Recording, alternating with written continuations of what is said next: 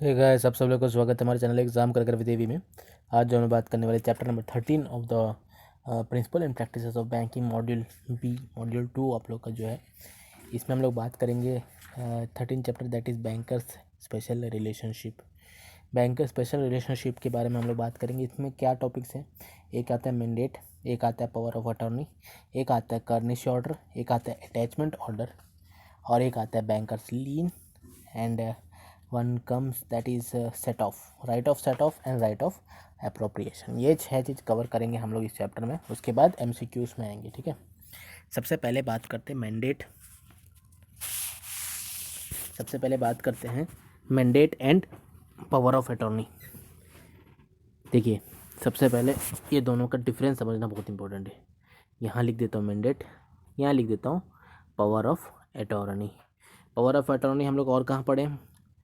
और पढ़े हम लोग जब आप लोग का प्रोस्पेक्टस यूज़ होता है, वहाँ भी पावर ऑफ अटॉर्नी का पूरा मेंशन रहता है। ये पावर ऑफ अटॉर्नी क्या होता है और मैंडेट क्या होता है?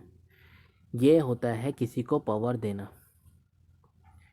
पावर किसी को देना। अगर इंडिविजुअल को बात किया जाए, अगर राम ने पावर दे दिया श्याम को कि मेरा अकाउंट आप ऑपरेट कर सकते हैं, then that is individual case, उसको बोलते हैं मैंडेट। और अगर एक कंपनी ने किसी को मैंडेट दिया, मान के चलिए मैंडेट क्या हुआ, मैंने बताया पावर देना, राइट देना टू ऑपरेट। अब कोई कंपनी की बात की जाए, कंपनी में अगर ऐसा चीज़ होता है, किसी को हम आप पावर दे रहे हैं, that is power of attorney. अगर कंपनी, कॉरपोरेट, इंस्टीट्यूशन की बात किया जाए तो पावर ऑफ अटॉर्नी, पावर देना थर्ड पार्टी को। और अपने से आप अपने को नहीं दे के दूसरे को पावर दे रहे हैं ना, तो इसलिए इंडिविजुअल की बात किया जाए मैंडेट एंड कब कॉर्पोरेट या इंस्टीट्यूशन या फिर कोई कंपनी की बात की जाए तो that is power of attorney. ठीक है, क्लियर ये दोनों। अगला जो टॉपिक है दैट इज़ लीन। सॉरी, लीन से पहले ठीक है, लीन कर लेते हैं। लीन आप लोग का एक प्लेज होता है, pledge, implied pledge. Implied pledge और प्लेज में क्या डिफरेंस है देखते हैं, ठीक है। प्लेज मतलब डायरेक्ट प्लेज। अगर आप कुछ भी सेफ कस्टडी में दे रहे हैं, कोई भी चीज़ को आप लोग उसके अगेंस्ट में आप लोन ले रहे हैं, दैट इज़ प्लेज, ठीक है। मूवेबल गुड्स को आप बैंक के पास रख के उसके अगेंस्ट लोन ले रहे हैं, that is pledge. But implied pledge क्या है? इट्स नॉट ए प्लेज, ये कोई आप रख नहीं रहे हैं, लेकिन अगर आप रिपे नहीं कर पाते लोन, तो बैंक का वो एक राइट होता है कि वो उस सामान को, वो उस चीज़ को आप लोग का होल्ड कर दे। जैसे आप लोग बैंक में देखे होंगे, अमाउंट को लीन कर दिया जाता है, लीन अमाउंट बोलते हैं। लीन अमाउंट क्या होता है? वो आप लोग के बैलेंस के कुछ पैसे को लीन कर दिया, होल्ड रख लेते हैं, क्योंकि उस वो पैसे आपका, अगर आपका ईएमआई ठीक से नहीं आ रहा है तो वहीं से होल्ड करेंगे, नहीं तो आप अगर वो पैसा भी निकाल लिए तो फिर बैंक कहाँ से रिकवर करेगा? उसको बोलते हैं होल्ड करना, that is lien. It's an implied pledge, it's not oh totally pledge, it is a implied pledge. अगर आपने नहीं किया तो वो प्लेज में चेंज हो जाएगा, ठीक है। दैट इज हो गया लीन। अब बात करते हैं राइट ऑफ सेट ऑफ और राइट ऑफ अप्रोप्रिएशन। ये दोनों बहुत इंपॉर्टेंट है, ठीक है। पहले बात करते हैं राइट ऑफ सेट ऑफ का। क्या? आप लोग का राइट ऑफ सेट ऑफ। इसमें क्या होगा, जैसे राम है, इसका एक लोन अकाउंट है, लोन अकाउंट डिफ़ॉल्ट होने के मोड पे है। मान के चलिए इसका आपका 5,000 का इसका ईएमआई है, 2 ईएमआई नहीं भर पाए या 3 ईएमआई नहीं भर पाए, तो अगर बैंक चाहे तो इसका कोई क्रेडिटेड अकाउंट होगा जिसमें वो जमा कर रहा है, वहाँ से पैसा निकाल के यहाँ पे सेट ऑफ कर सकता है। और ये इंटर बैंक भी हो सकते हैं, ये किसी और बैंक पे दे रहा होगा तो वो बैंक वालों से भी रिक्वेस्ट करके आप लोग इसमें, ये एक क्लब किया जा सकता है बैंक से, ठीक है।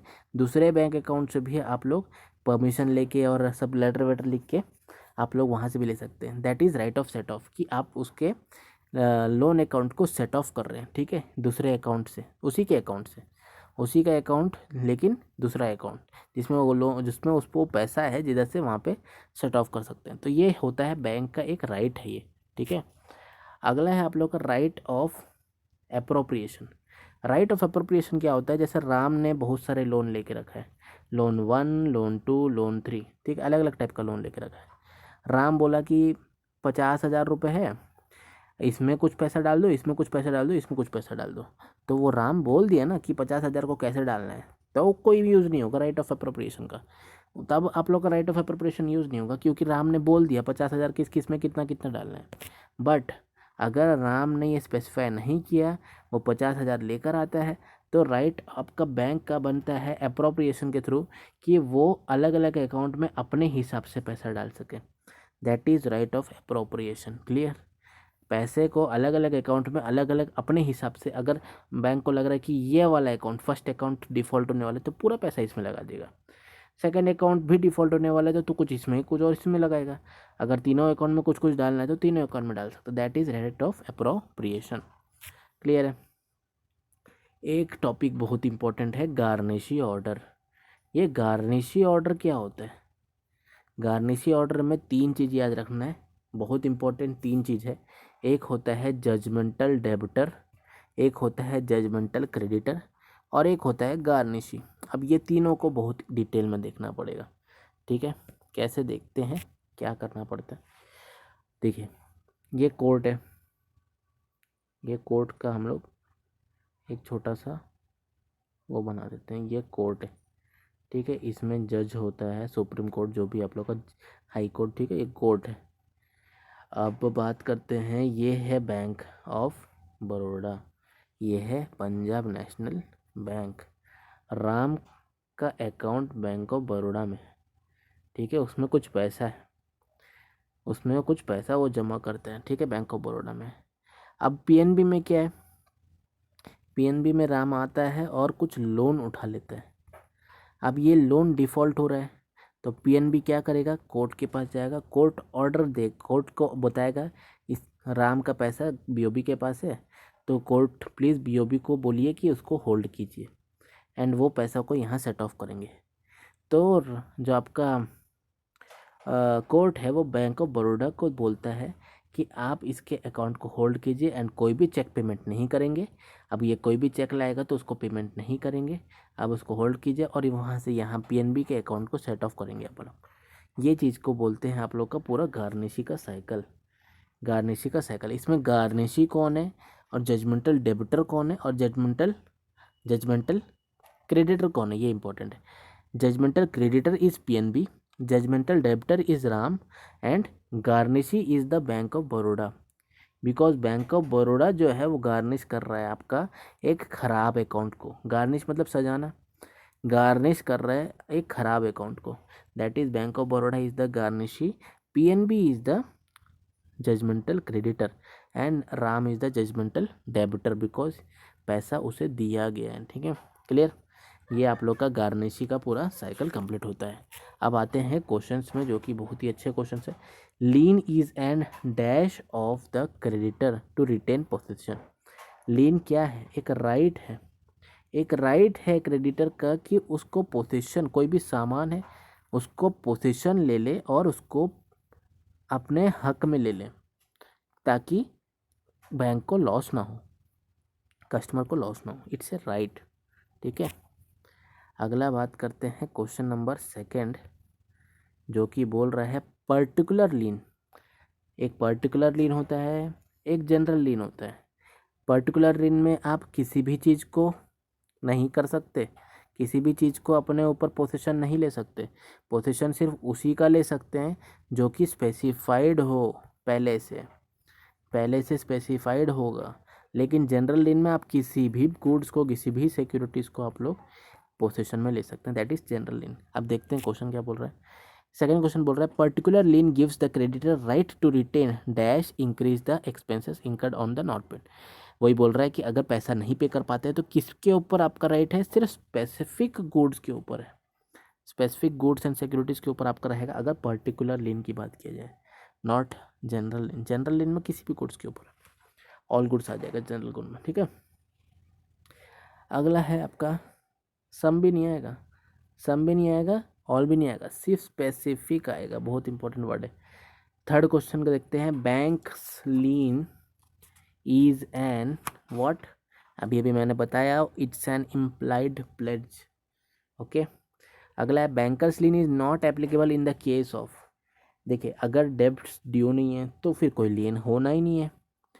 सिक्योरिटीज लेफ्ट नेग्लिजेंस की वजह से सिक्योरिटीज लेफ्ट किया गया है तब भी नहीं आपको लियन नहीं कर सकते। सेफ कस्टडी में अगर कोई सिक्योरिटीज दिया हुआ है, कोई गुड्स दिया हुआ है, कोई गोल्ड दिया हुआ है, तो भी आप लोग उसको लियन में नहीं ला सकते। ठीक है, ये सब स्पेसिफाइड गुड्स के अंदर आ रहे हैं। ठीक है, सेफ कस्टडी, डेब्ट्स ड्यू नहीं है, या फिर securities left negligently, that is ये तीनों में बैंकर्स लियन नहीं लग सकता। अगला question, right to combine two accounts by the bank is called. दो अकाउंट को कंबाइन करने को ही तो सेट ऑफ बोलते हैं। इस अकाउंट से पैसा निकाल के इस अकाउंट में डाल रहे हैं ताकि ये अकाउंट खराब होने से बच जाए, that is only the set off. Okay, next है the right of set off is a, क्या होगा, बैंकर्स राइट होगा या बैंकर्स डिस्क्रिशन होगा। ये दोनों में बहुत माइन्यूट सा डिफरेंस है। ये गलत है, आपका सही आंसर होगा बैंक्स डिस्क्रिशन। अब ये बैंक्स डिस्क्रिशन क्या होता है कि हक होना, राइट भी हक होता है, लेकिन बैंकर्स डिस्क्रिशन मतलब आप डिसाइड करते हैं। It's not a perfect right, यहाँ पर राइट वर्ड नहीं है। डिस्क्रिशन मतलब होता है आप डिसाइड करते हैं कि आपको क्या करना है, राइट नहीं है। Discretion is the correct word here, तो इसको थोड़ा सा याद कर लीजिएगा। बैंक्स डिस्क्रिशन इसका सही आंसर होगा, not the bank right. Set of जो है राइट, वो उसको आप डिसाइड करते हैं कि किससे कैसे करना है, it's not a particular right. अगला है garnishee order is issued by. Garnishee order किससे इशू होता है, मैंने बताया है, कोर्ट बताया था। अगला है अटैचमेंट ऑर्डर, जिसका हम लोग ने डिस्कस ही नहीं किया, अब ये भी मैं बताना था। जो आप लोग को गार्निशी ऑर्डर जो होता है वो कोर्ट बोलता है किसी बैंक को कि आप होल्ड कीजिए। सेम अटैचमेंट ऑर्डर है, अगर आपका कोई भी टैक्स अनपेड है तो आप लोग के टैक्स ऑफिसर्स जो होते हैं, चाहे वो इनकम टैक्स हो या सेल्स टैक्स हो, तो दोनों टैक्स ऑफिसर्स जो हैं वो अपील कर सकते हैं कि इनका अकाउंट को होल्ड कीजिए और इस टैक्स को गवर्नमेंट के अकाउंट में डालिए। ठीक है, तो उसको जो है आप लोग अटैचमेंट ऑर्डर के नाम से जानते हैं। That is income tax officer या सेल्स टैक्स ऑफिसर दोनों इशू कर सकते हैं। अगला है मैंडेट और power of attorney. Mandate is a individual that is unstamped. Individual में कोई स्टैम्प की ज़रूरत नहीं है, कोई कोर्ट का, कोई नोटरी का ज़रूरत नहीं, कुछ नहीं। लेकिन अगर पावर ऑफ अटॉर्नी की बात किया जाए तो बहुत इंपॉर्टेंट है, इसमें स्टैम्प्ड बहुत इंपॉर्टेंट है। स्टैम्प्ड, नोटरी, कोर्ट ऑर्डर, ये सारा चीज़ लगता है पावर ऑफ अटॉर्नी एक इंस्टीट्यूशन, एक कंपनी के लिए हो रहा है। तो मैंडेट में अनस्टैम्प्ड, पावर ऑफ अटॉर्नी में स्टैम्प्ड। पर यहाँ बोल रहे हैं power of attorney can be universal और लिमिटेड और बोथ ए बी और कैलकुलेटेड। वो डिपेंड करता है कंपनी में कि वो यूनिवर्सल रखना चाहता है या लिमिटेड रखना चाहता है। तो दोनों ऑप्शन सही है for the power of attorney. वो यूनिवर्सल भी रख सकता है, लिमिटेड भी रख सकता है, it all depends on the company's profile. अगला है 11th question, person to whom power of attorney is given is called the. Power of attorney मान के चलिए ये पी कंपनी है, एक को दे रहा है पावर ऑफ अटॉर्नी, तो क्या कर रहा है, डोन कर रहा है ना, डोन कर रहा है, मतलब आपका उसको डोनर हुआ ये। अगर जो पावर ऑफ अटॉर्नी दे रहा है दैट इज डोनर, और जिसको दे रहा है दैट इज डोनी। तो यहाँ बोल रहा है person to whom the power is power of attorney is given is called donor, and who gives it is called the donee. ठीक है, जो दे रहा है दैट इज डोनी, एंड जो